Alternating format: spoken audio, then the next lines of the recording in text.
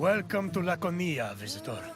You're here to learn about Spartan society, yes? Then I won't stop you. Sparta is a glorious place, and you should feel honored to be here. Honored, and perhaps somewhat frightened.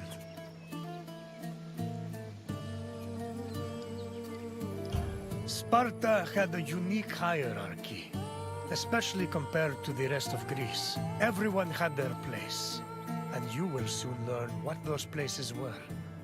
I will find you again once your visit has ended. Until then, visitor.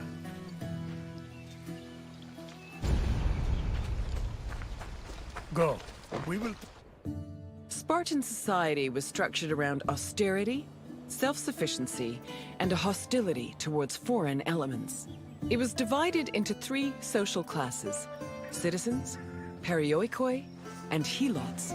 Citizens were called Spartans, or homoioi. They were free men and women with mostly equal rights and wealth, though their contributions to political life were extremely limited. The perioikoi lived in surrounding areas under Spartan control. They cultivated the land and were primarily merchants and craftsmen. They were also part of the army, and their lands were the first line of defense in the event of a hostile attack. Helots were Sparta's lowest class. They were people who had lost their freedom to the Spartans, and they served the city as slaves.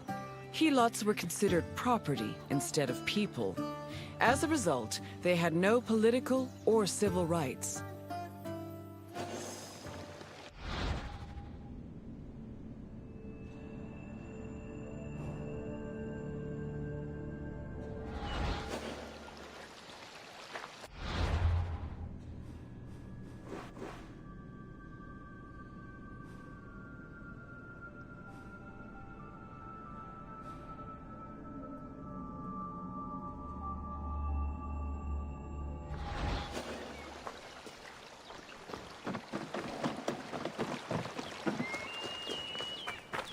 Helots made up the majority of Sparta's population. According to Polydeuces, they lingered between slavery and freedom. Two elements made Helots differ from other slaves. They were allowed to form their own families, and they were publicly owned by the city of Sparta instead of private citizens. Because Helots were deemed public property, they could not be sold as merchandise. They mostly worked to cultivate the land, but also fought in wars alongside the Spartans. While they gave the fruits of their labor to Sparta, they also kept a fair part of it for themselves. This practice allowed some Helots to make enough money to buy their own freedom. Alternatively, if a Helot served the state well enough in military campaigns, they could also be granted civil rights.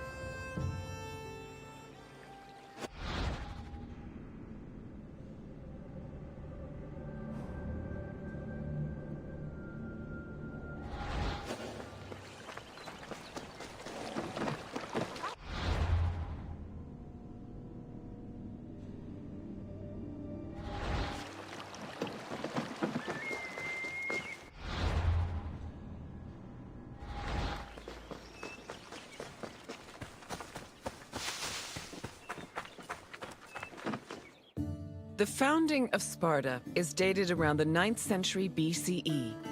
Historical information about the city is limited, but it was known to extend into the region of Laconia. Over time, Sparta started encroaching on the territory of Messenia, eventually leading to war. Sparta gained more land in this conflict, which they divided between their citizens and the perioikoi. The aftermath of the Second Messenian War, from 640 to 620 BCE, then divided the population into three groups: the homoioi, the perioikoi, and the helots.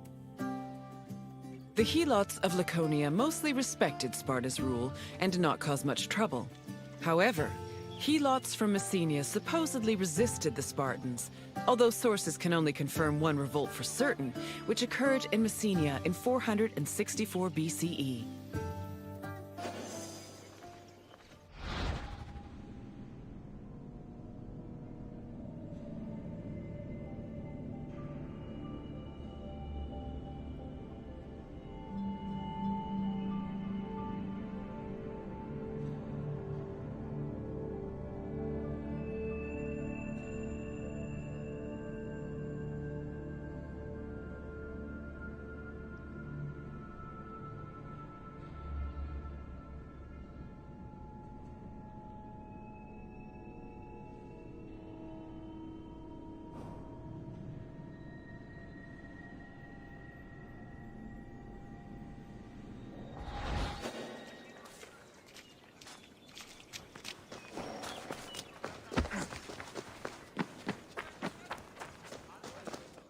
During the 5th century BCE, helots were quite active in the army, especially during the Peloponnesian War.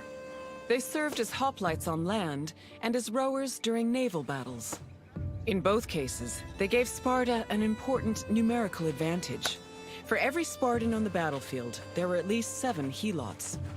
Although many ancient sources say Spartans had a hostile relationship with helots, they were much more likely to treat them better in times of war.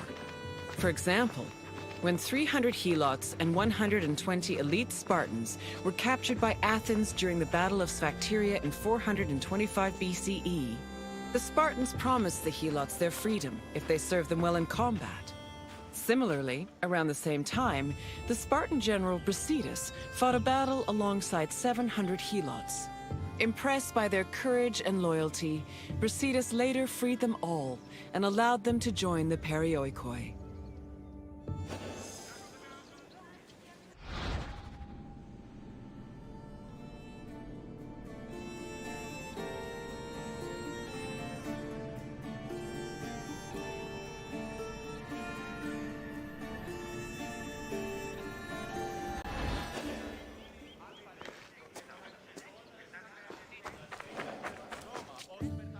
Perioikoi were another group of Sparta's population. They lived not in the city itself, but in its surrounding areas. The Perioikoi were never hostile against the Spartans. In fact, both groups together were known by the collective name Lacedaemonians. Perioikic cities had their own autonomy and sanctuaries, but they were always bound to Sparta. They were allowed to develop their own local laws and economies, but could never reach a level of prosperity that rivaled their parent state.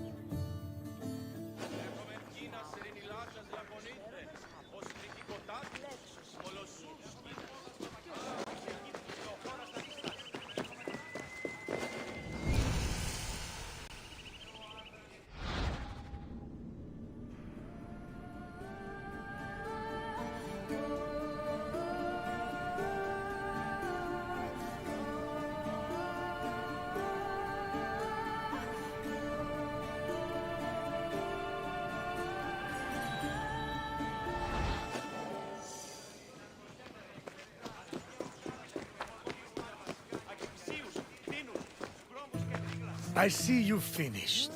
I hope you have a better appreciation for Spartan society. Nothing we do is without reason, and every man, woman, and child has a role to play. What would you like to do? Is that so? Then let us begin. During which battle were Helots promised their freedom?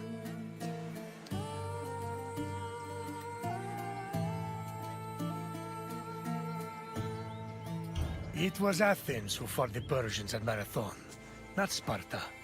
Try again. No, that is not the battle I am thinking of. Keep trying. Yes, in the Battle of Sphacteria, a group of elite Spartans promised to free their accompanying Helots if they helped the Spartans during a siege. Next question. Which of the following is another name for Spartan citizens?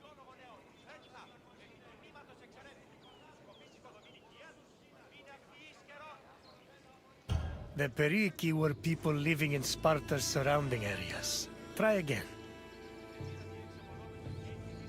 No, Helots were slaves. Keep trying. Spartan citizens were also called Oni, which meant equals.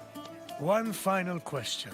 Which Spartan general freed 700 Helots?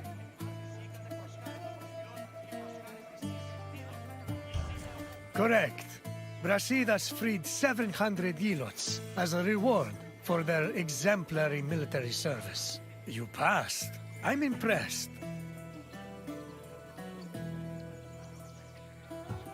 Of course. Follow me.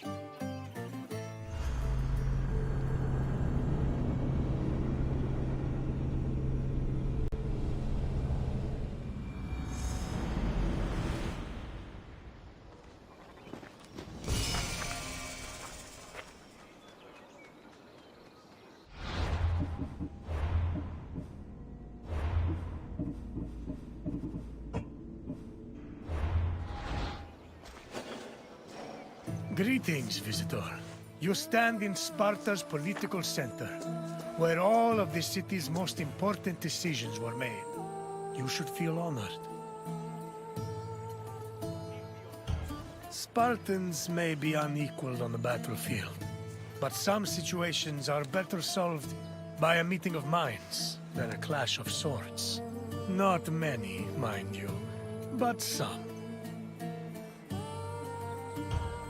Sparta's political system was unique in the Greek world.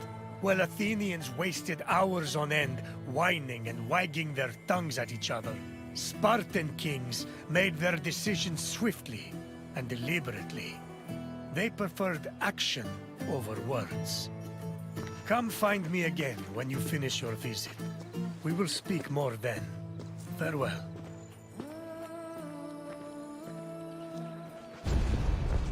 Go. We will talk later.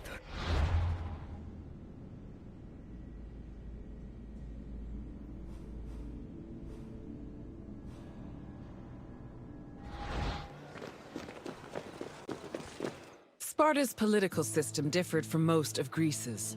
One of its most distinctive features was that it was ruled by two kings. These kings belonged to two separate dynasties, the Eurypontids and the Aegeads, both of which were said to be descended from Heracles. Both kings shared equal powers, and disputes between them required the intervention of special magistrates known as ephors.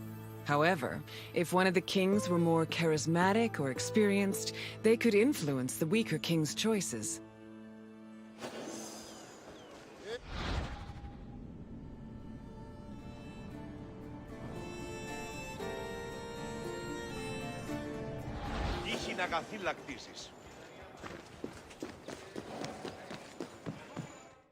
Spartan kings had several responsibilities and functions. As lifetime magistrates, they were technically Sparta's priests and strategists, and their duties encompassed everything from politics to justice. Originally, both kings would lead military campaigns in times of war. However, from 507 BCE onwards, only one of the two kings could be head of the army. On the battlefield, kings were accompanied by 300 elite soldiers for protection. But being a king wasn't only about working and fighting. They enjoyed special privileges as well. Spartan kings lived at the expense of the city, owned royal estates in the surrounding Perioikic cities, and received the majority of the spoils of war. When they passed away, they were buried with special honors, and the population mourned them for a period of 10 days.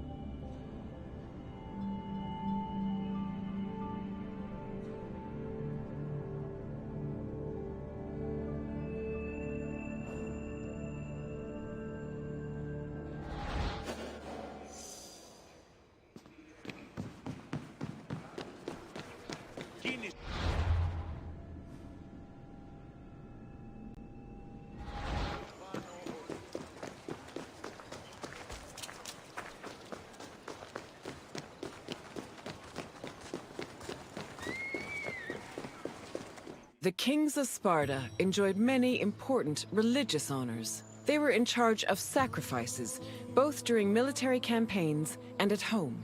The kings received double portions of the meat at all communal meals, and they were also the first to pour libations. They also personally conducted public sacrifices as priests, which helped remind their subjects of their divine connection.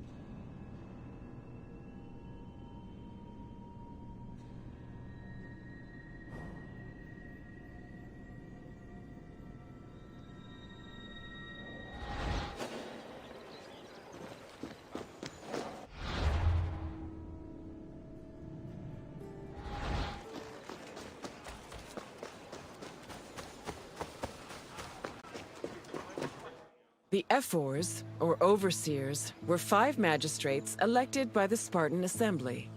They were chosen from amongst Spartan citizens over 30 and served for 1 year with no possibility of re-election. The ephors played a large part in administrating the city and were considered the most democratic agents in the Spartan political system. They had judicial power and ordered the dispatching of the Spartan army during wars. They also met and negotiated with representatives from other states, in addition to running the agoge, the Spartan education system. While not as powerful as the 2 kings, the ephors still held great sway over Sparta's affairs.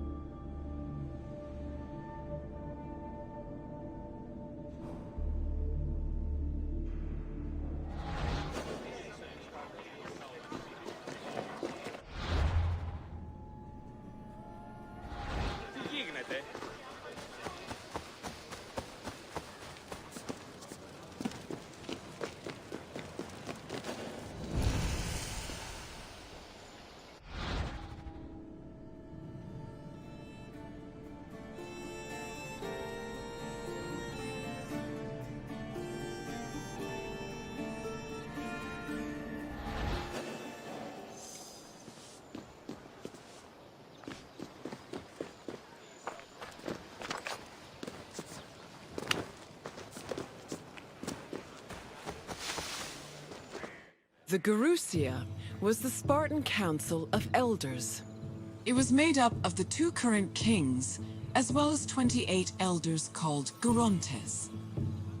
They were Spartan citizens over the age of 60, the cutoff age for military duty.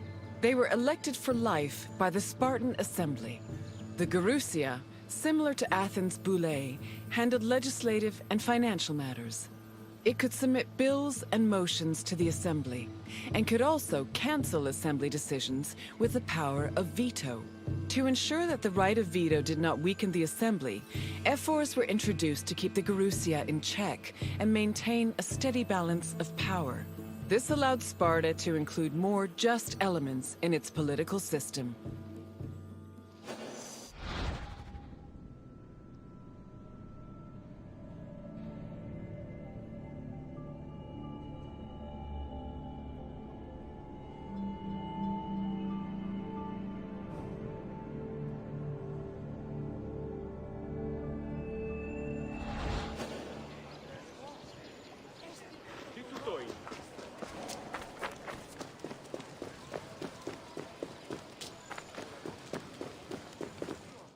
The Spartan Assembly, or the Apella, was made up of Spartan citizens who were over 30 years old. Its exact meeting place remains unknown, but it was presided over by a special member of the ephors called the eponymous ephor. The Apella had limited authority, since any decision it made could be overruled by the Gerousia. But thanks to the efforts of the ephors, it still played an important role in Spartan society. The Apella dealt with topics like foreign affairs, war declarations, peace negotiations, and more. They also elected ephors and Gerousia members, and could both grant political rights to foreigners and remove them from Spartan citizens. Unlike the myriad sources on the functions of the Athenian Assembly, the exact details of the Apella's decision-making process are unknown.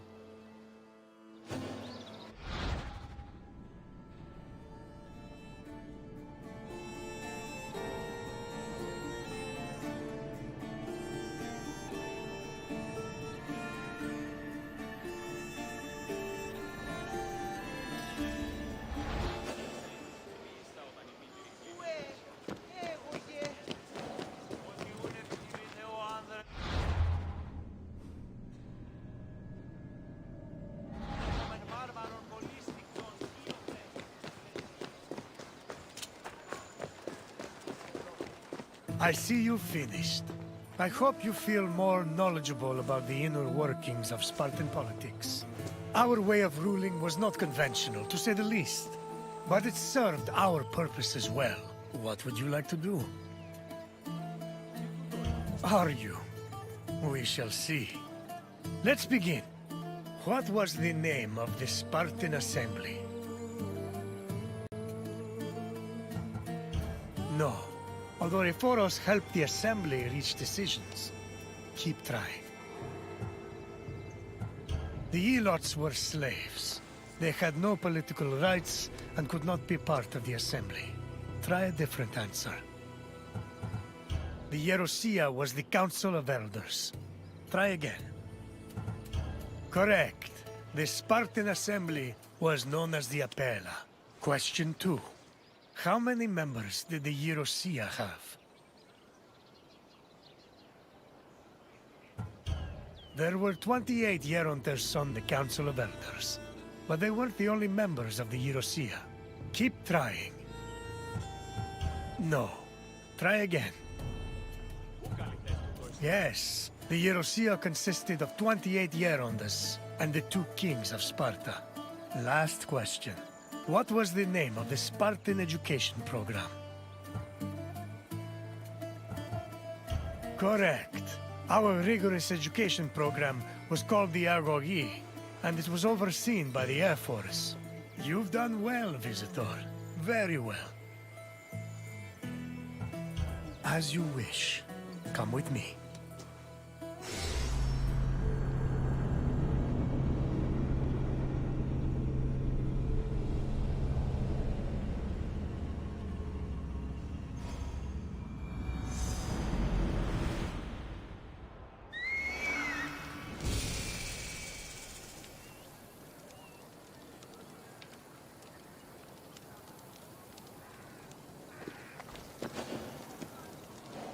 Welcome, Wanderer, to the democratic center of Athens, otherwise known as the Pnyx.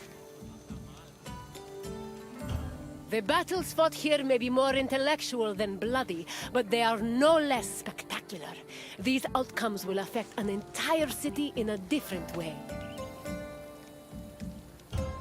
The Pnyx was the meeting place of the Athenian assembly and the physical embodiment of democracy at work.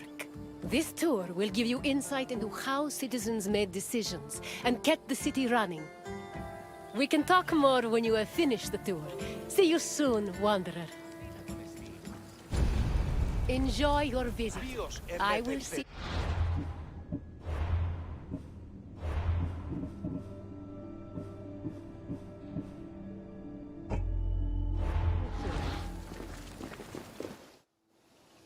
The Athenian assembly was known as the Ecclesia. It met at the Pnyx 40 times a year to discuss various civic matters, and each session usually lasted a few hours. The word Pnyx is believed to mean something close to packed together. This was probably a reference to the fact that during meetings of the Ecclesia, the location would be filled to its capacity, with citizens packed in practically shoulder to shoulder. All male citizens were allowed to directly participate in the democratic process. Those over 20 years old had the right to speak and vote, while those over 30 could be elected to the higher position of magistrate. In total, there were approximately 30,000 citizens in Athens in the classical period. To draft and adopt decrees, 6,000 of them had to attend the meeting.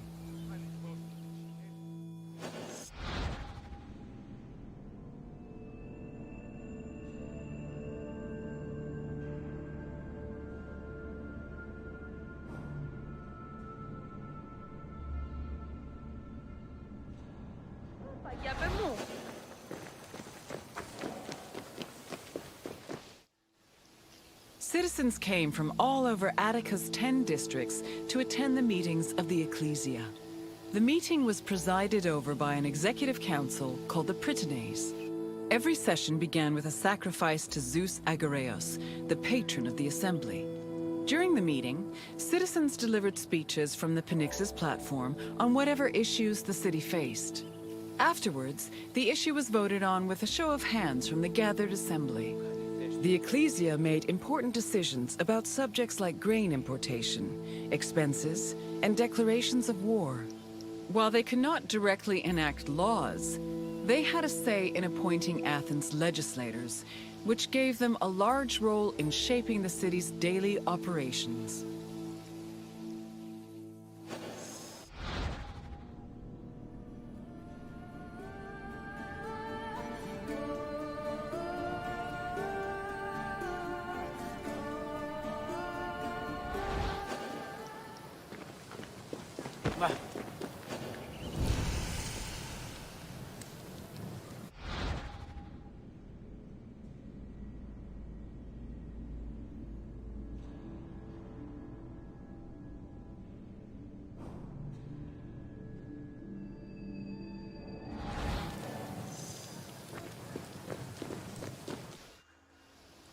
While some citizens only participated in the sessions of the Ecclesia, others could become more involved in democracy as magistrates. Magistrates were elected from among Athenian citizens over 30. They were often successful orators and charismatic politicians, and they held much more sway over important decisions than the average citizen. One of the most famous magistrates was Pericles, who was so popular, he held his position for 15 years.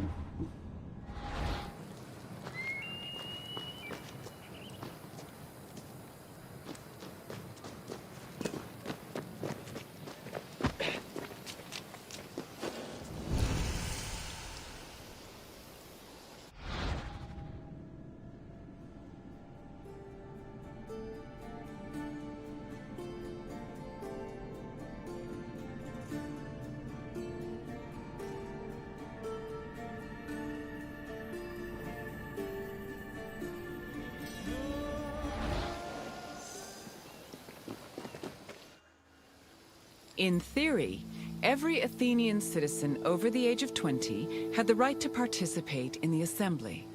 However, some of them lived far from the city, and others could not financially afford to miss a day of work to attend meetings. For these reasons, the city introduced a special allowance called a misthos ecclesiasticos in the 4th century BCE, meant to encourage participation. Originally, it was 2 obols, but the politician Cleon raised it to 3.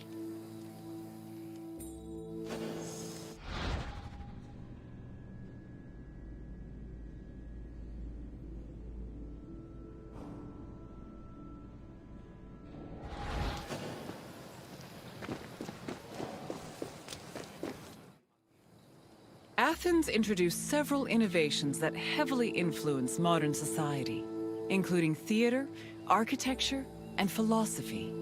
However, their greatest contribution was their democratic government, which introduced the concept of a city ruled by its citizens. The decision to adopt democracy as a government, a choice made in 508 BCE, shaped civilization as we know it, and continues to affect us today.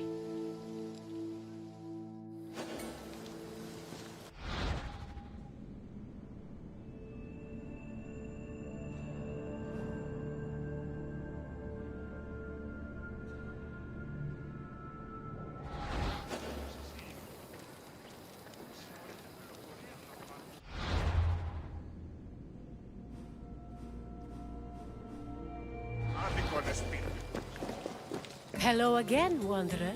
I trust you appreciated learning about the inner workings of the city. Is there anything else you'd like to do? Then let's start with a simple question. Approximately how many citizens were in Athens in my time?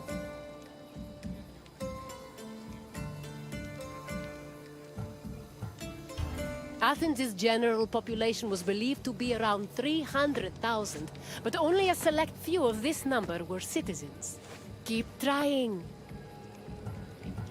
Yes, there were approximately 30,000 citizens in Athens, although the population as a whole was much larger. On to the second question. Who of the following was a famous Athenian magistrate? Yes, Pericles was an extremely popular magistrate who managed to keep his position for 15 years. Only one question left. What does the word Pnyx mean?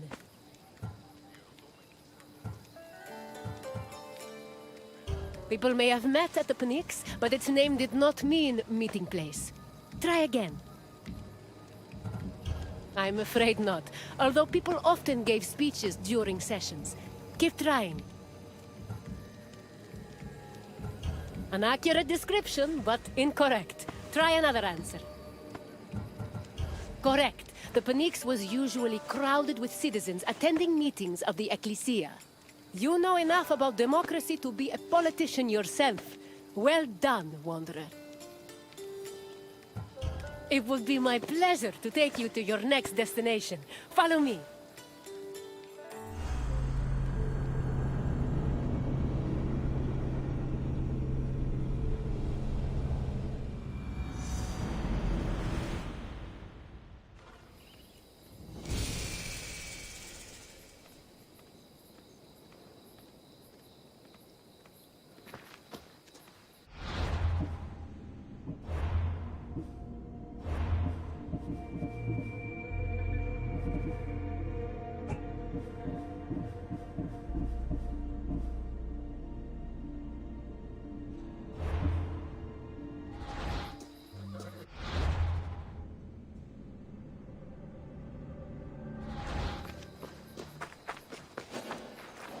Welcome to the Gymnasium of the Kinosaries, one of the many places where philosophers came to enrich the mind and enlighten the spirit.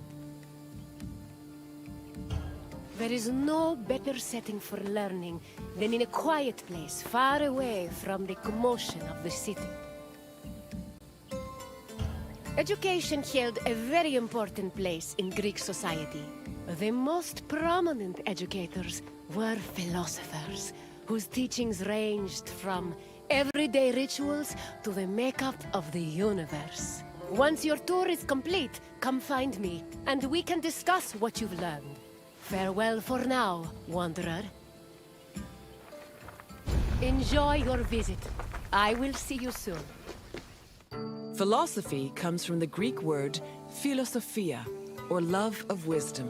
This concept was in direct contrast with philochromatia, love of money, and philotimia, love of honor. As of the second half of the 5th century BCE, Athens was known as Greece's capital of philosophy. Due to the rise of democracy, there was an increasing need for education beyond the basic subjects of elementary school. Athenian citizens needed to be able to participate in various functions of the democratic state, such as being elected for office, proposing new laws, engaging in military decisions, or simply defending their rights.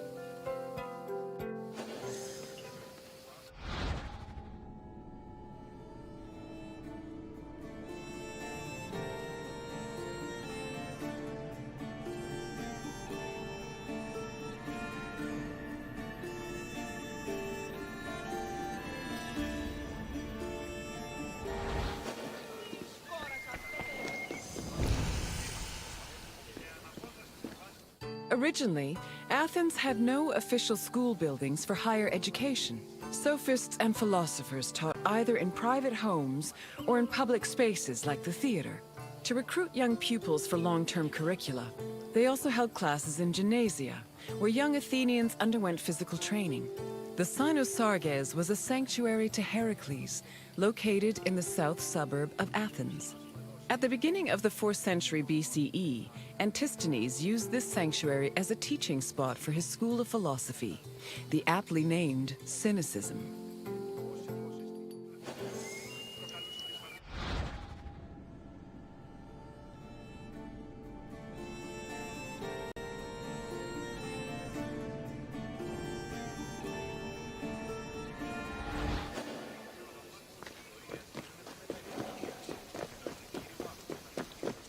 Any free citizen was allowed to involve themselves in the Athenian democratic process. However, to truly influence the flow of politics, their speech and rhetoric skills had to be impeccable. As a result, many sophists taught subjects like logic, reason, and eloquence. These were meant to help students achieve arete, or excellence. But this specific concept of excellence was often challenged, especially by other philosophers. For example, Plato, Socrates, and Isocrates preferred a more moral approach and argued that rhetoric should be used as a means to serve the greater good. Socrates and Plato went even further, declaring that philosophy and wisdom were not only useful tools, but also ethical virtues.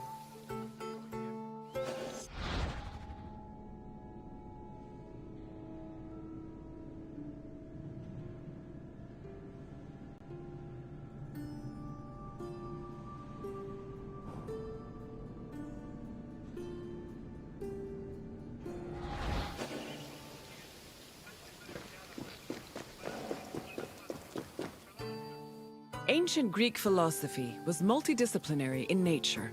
In addition to wisdom and logic, philosophers also studied and taught math, geometry, music theory, and even medicine.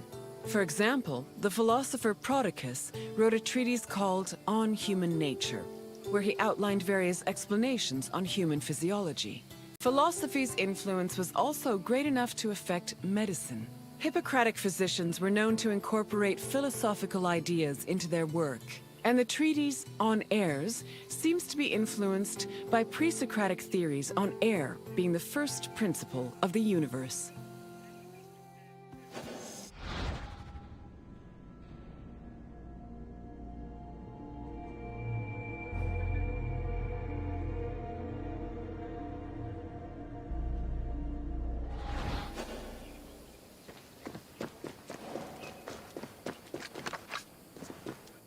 The famed philosopher Socrates had an ambiguous relationship with sophists. In Plato's dialogues, Socrates is portrayed as being in constant opposition with the famous sophists of his time. Aristophanes' comedy, The Clouds, meanwhile, depicts Socrates as a sophist himself, constantly demanding payment for his teachings. Socrates was in fact very poor and made no money off his teachings. He also differed from the sophists in that while they only taught aristocratic youths, Socrates taught everyone, regardless of station. Unfortunately, his controversial ideas and practices did not sit well with the city of Athens, and he was eventually tried for impiety.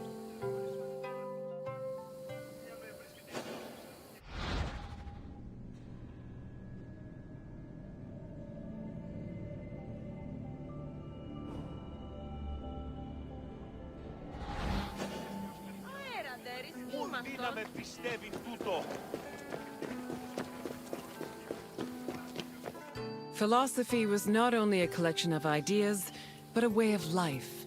According to philosopher Pierre Hadot, his ancient counterparts had a daily regime of spiritual exercises to combat their passions, doubts, and illusory beliefs. These exercises included meditation on death, contemplation of nature, or speaking with a friend or mentor. Philosophers also followed specific dress codes and diets. They were also part of a community of masters and students. These communities were created and strengthened in schools.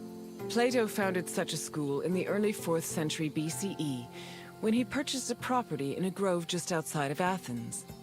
The school was designed to groom students into philosopher citizens who could eventually rule the city in a measured and fair manner.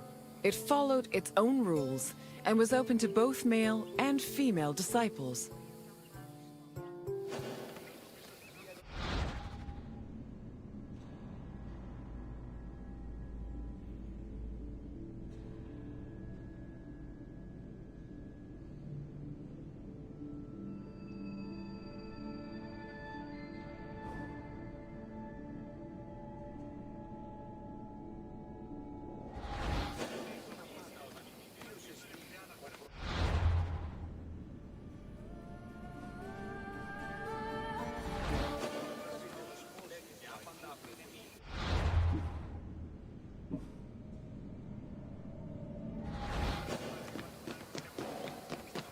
I can tell by the crease in your brow that you're already puzzling over the new things you've learned.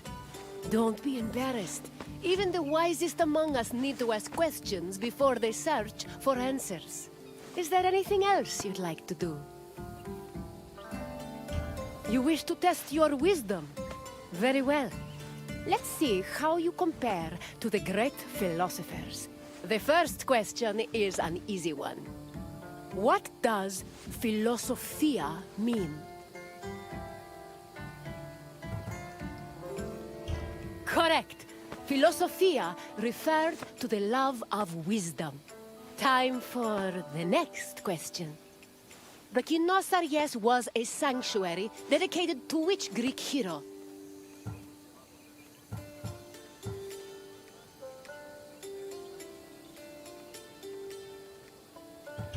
Correct. It was the mighty Heracles. Now, for the last question.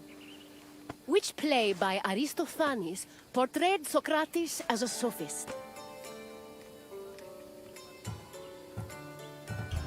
Yes, The Clouds was a comedy that portrayed the famous philosopher as a greedy sophist. Plato even believed that this caricature contributed to his mentor's eventual trial and execution. Well done, Wanderer. Even Socrates would be impressed by the depths of your wisdom. As you wish, Wanderer. Safe travels.